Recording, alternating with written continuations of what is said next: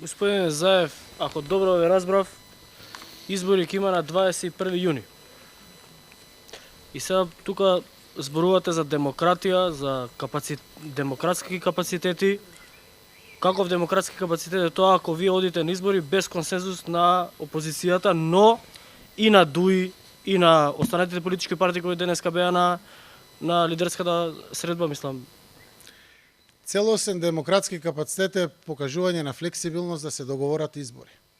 Ако има некој кој што може да гарантира дека на 23 август, на 30 август или на 13 септември ќе има 0 починати, 0 заразени, немаме проблем, тогаш ќе одиме на избори. Но при тоа да ја преземе одговорноста ако е спротивно од таа гаранција.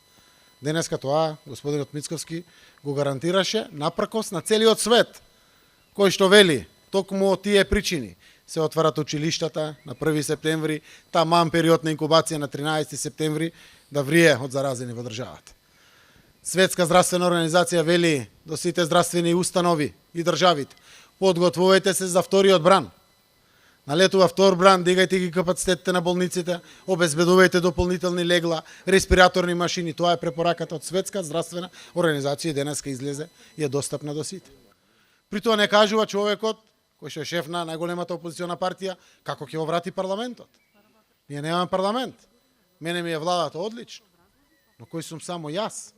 Има мал милион граѓани кои што можеби сакат коректив од парламентот, посебно во делот на рестрикциите и ограничувањето на слободите и правата и сите други демократски права кои што граѓаните ги имаат. Затоа е одговорно час поскоро, штом се создадени условите, а и нашата комисија тоа го кажува, и Светска здравствена организација тоа го кажува, да се оди на избори.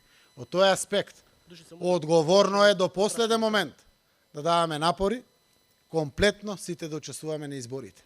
Но ако дојде септември и имаме 100, 150, 200 заразени, не дај Боже смртни случаи и слично, наближуваат сите апсолутни рокови, кој ќе ја преземе одговорноста за ваквата работа? Затоа, паметно, разумно, одговорно е сега, во најбрз можен рок, кој што ќе го договориме, да одиме на избори.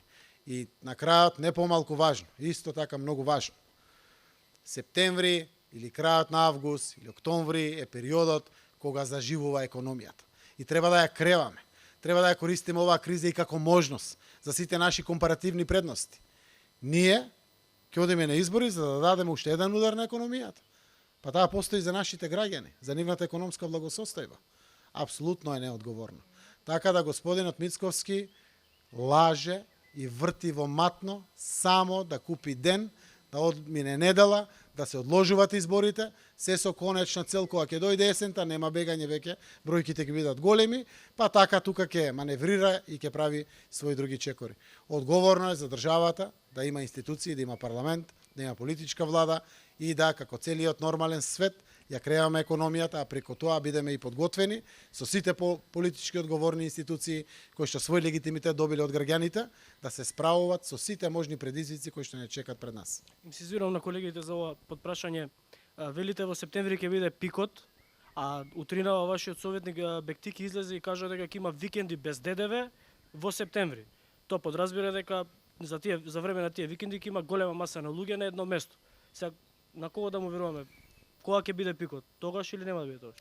Бевте во Република Северна Македонија во петок, во сабота. У Северна не сум бил, у Македонија сум бил. Граѓаните се насекаде присутни и тие пазаруваат, купуваат, трошат. И исто така пред почеток на школска година, пред почеток на грејна сезона, пред почеток на зимска сезона, го предвидуваме да биде викендот без ДДВ. Зошто? Заради тоа што тогаш најмногу имаат потреба од купување самите граѓани и најмногу се трошат, па да ги заштедат тие 18 денари. Тоа и денеска постои и тогаш ќе постои. Дури и да биде пикот, маркетите се отворени и сега во време на пикот беа отворени маркетите, има целосно дефинирано протоколи, процедури како се движат по маркетите, по дуќаните, по продавници и така натаму. Повелете? Господина Заев, да бидеме јасни и конкретни. Рековте избори ќе има и од тоа нема бегање. Вашиот прв датум кој што е проектиран е 21 јуни. Ќе одите ли на избори на 21 јуни иако ВМРО ДПМН реши да бойкотира? Согласно сегашната состојба, ворената состојба во државата завршува на 30 јуни. И единствениот, напоменувам, единствениот правен уставно регулиран акт кој што го потврди и Уставниот суд е уредбата со законска сила за изборите.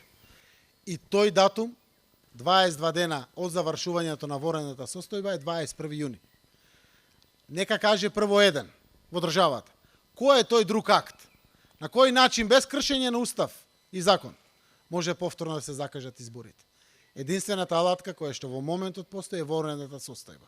И таа го даваше тој бафер на можности да преговараме. Затоа што и ворената состојба е доминантно заради економски причини.